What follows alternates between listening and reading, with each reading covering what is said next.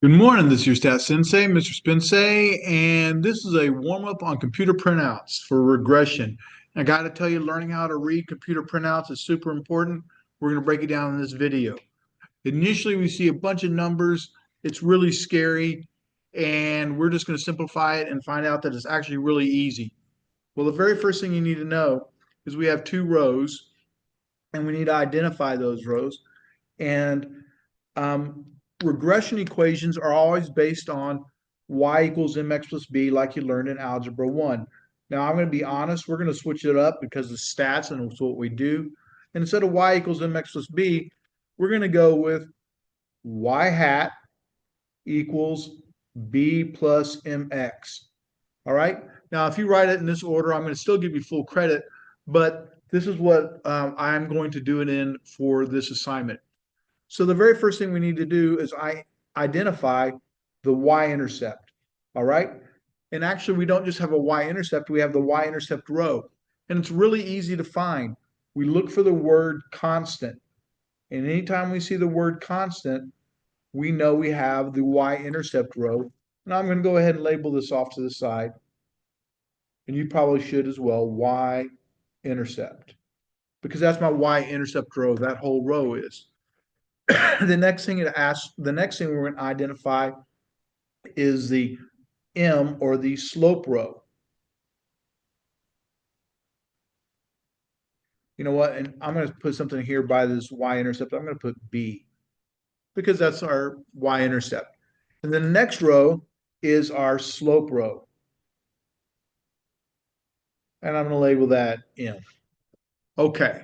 So we have those two rows identified. That's where most of our information that we care about for this class is coming from. And we're going to use that to find our important information. And I'm going to highlight this pink for the slope. All right.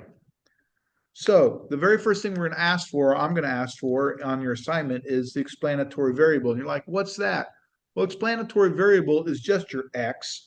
So I'm going to put an x out here just to remind me that that's just my x. And it's really easy to find. It's directly below constant. So in this case, my explanatory variable, my x, happens to be distance. Quite that simple. The next thing we're asking for is y-intercept. Well, the y-intercept is going to be on the y-intercept row, and it's the first thing next to the constant. And by the way, so I'm going to put an A by this for distance. The next thing is the y-intercept, and it's next to constant, so that's 177.215. And I'll put a little letter B by that because that's our y-intercept. Finally, the next thing we ask for is slope. So I need to be looking on the slope row, and the very first thing next to my explanatory variable is my slope. So my slope is 0.0786, and we'll label this C. All right. Then it asks for the regression equation. Well, we're going to follow this format, and we're going to put y hat equals, and then we're going to go B first. Well, B happens to be 177.215. That's our y-intercept, plus 0.0786 x. All right. Now we could have used the word distance. We could have written it like this: y hat equals 177.215 plus 0.0786, and use our explanatory variable of distance. But for right now, we'll stick with this method right here. All right, the next thing it asks for is standard error of slope. Well, we actually have two standard errors. All right, but the problem is, or the easy thing is, oh, we want it on the slope row because it said standard error of the slope. So we're going to be looking on the slope row, and that value is going to be 0.0204. And so this is E. This is standard error of the y-intercept, but we specifically asked for standard error of the slope, and that's typically what I'll ask for. Now I have to warn you that sometimes instead of saying standard error, they'll say standard deviation. All right. So sometimes saying standard error, it'll say standard deviation, but you're still going to be looking in the same area on the slope row.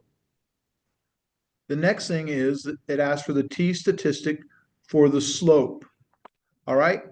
And so keep in mind, we're asking for slope. And why that's important is that means I'm going to be looking on the slope row. Well, the t statistic on the slope row is just right here at 3.86. So we have it right there. Okay. And that's letter F. And then the next thing is the p-value for the slope. Well, once again, we see that word slope. So we know we're looking on the slope row. And we're looking for the probability or the p-value, this right here, p-value. And that's 0.0014. All right. And we'll label this G. And the very last thing we ask for is the coefficient of determination. Well, the coefficient of determination is really just r squared. But we notice we have two r squareds listed. We have r squared and we have r squared. We will not, for this class, ever use r squared adjusted. So in this case, our coefficient of determination, our r squared, is 48.2%, and we'll leave it as a percent. So 48.2%. All right. And that happens to be letter H. Okay. I'm going to tell you your assignment follows the same thing. You may need to watch this video a couple times to be able to find everything, but it is super, super, super important that you're able to find all the information on these computer printouts. Hope this helps. Look forward to seeing you on the next one. Thank you.